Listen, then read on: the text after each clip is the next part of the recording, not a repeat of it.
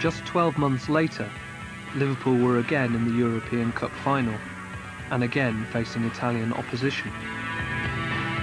This time, it was Juventus, at the Heysel Stadium in Brussels. The day had started much as any other. I went round the city, I saw Belgian fans, Italian fans, Liverpool fans, all mixing very freely. There was no air of menace at all.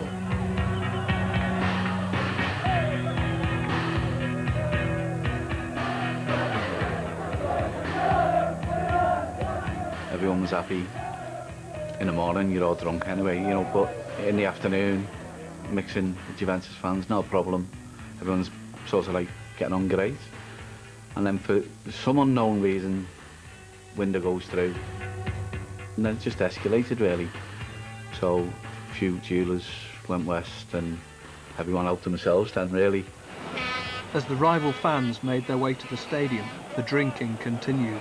And outside the ground, there were loads of stores, the market stores, which were selling hot dogs, hamburgers, and lots and lots of beer. The drinks are on sale at stores all the way around the ground. There was no attempt by the police to stop drinking.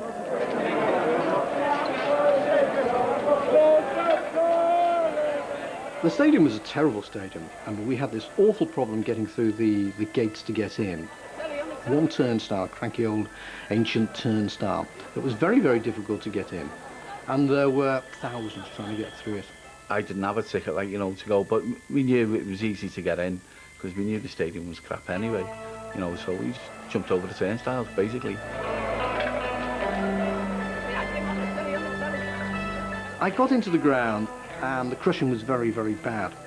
And the one thing that struck me about that night was the different range of actions. It never felt like a typical Liverpool crowd.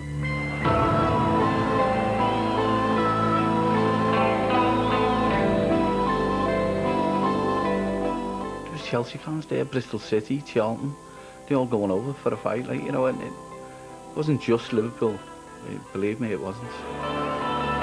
To my right-hand side, about maybe 8-10 yards away was the flimsy fence. Wire mesh thing that you get in the garden, you know, it was only about 6 foot high, like, you know, you could shake it, and it was just come apart quite easy, really. There were 1 or 2 policemen by that fence, but there was not the kind of stewarding or policing support that you would normally see at a football match.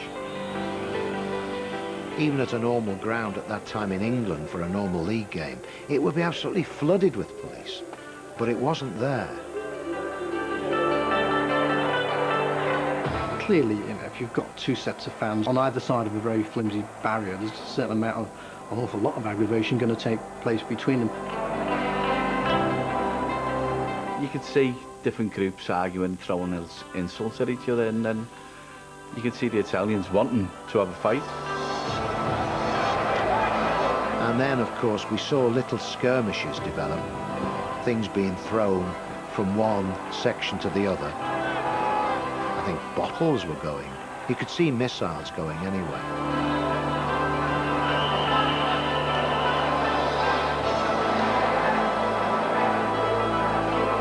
You've seen young lads getting booted on the floor, little 12-year-old lads getting beat by the Italians, and you go, no, not having that, like, you know, so little wire fence, you know, you just pull that down. The police, there was only a dozen of them, I think.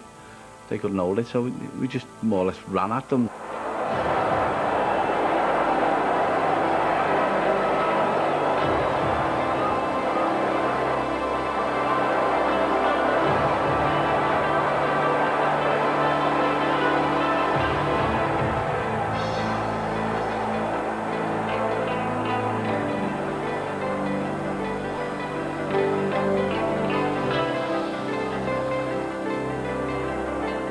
The Liverpool fans charged, and Juventus supporters were crushed against a wall at the end of the terrace.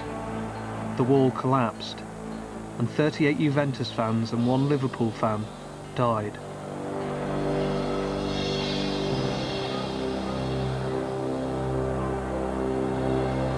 There had been aggression from both sets of supporters, but the fatal charge had been made by the English fans. not all of them would accept that responsibility. They started the fighting and we weren't having it, so we ran at them and they ran, and that's what it boils down to. And I know 39 people died, and no one should die at a football match, believe me, but it was an accident. That stadium was not fit to house a major European final. The Belgian authorities were simply not up to running a football match of that nature. At the same time, we must not shirk the responsibility that we fans have. At the end of the day, Liverpool and Juventus fans ought to be able to stand next to each other at a football match without killing each other. Heysel stunned the world of football. Millions of people had watched these terrible scenes unfold live on their television screens. Now the hooligans would face a threat from a new firm, Mrs. Thatcher's government.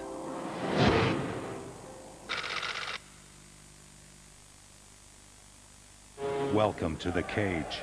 8 teams, quarter-final, first goal wins.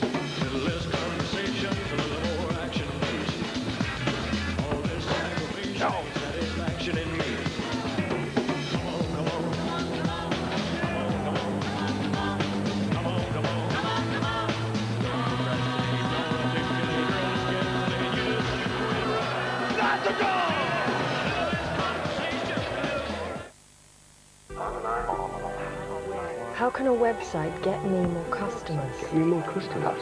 What about money transactions? How safe is it for my customers to pay online? How do I track an order? What are my competitors doing to reduce their costs? Business opportunities to be had online. Where would I find impartial advice? Delivered through Business Links, UK Online for Business has over 300 advisors nationwide. Visit our website or call 0845 715 2000. Ronseal quick drying varnish is touch dry in 20 minutes. So I waited 20 minutes, touched it, and guess what? It was dry. Yeah. Ronseal. It does exactly what it says on the tin. One of the most explosive horror debuts since The Evil Dead. Returned home from Heysel, it was obvious that football would never be the same again. The public had been sickened. Even some of the hooligans realised that life was about to change. I watched it unfold on the TV screens, yeah? And I was just frozen to it, just like September the 11th.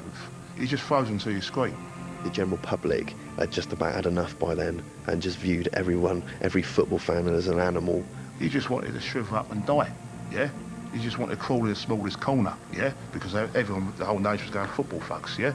And what was you? You was part of it, yeah? For your team. You weren't at Heysel or Liverpool, but you was doing exactly the same thing before. The sense of revulsion was just as strong on the continent. Savaged by cross-channel fans almost every time an English team have played in Belgium, last night's tragedy opened debates in the streets, with the outcome always unanimous.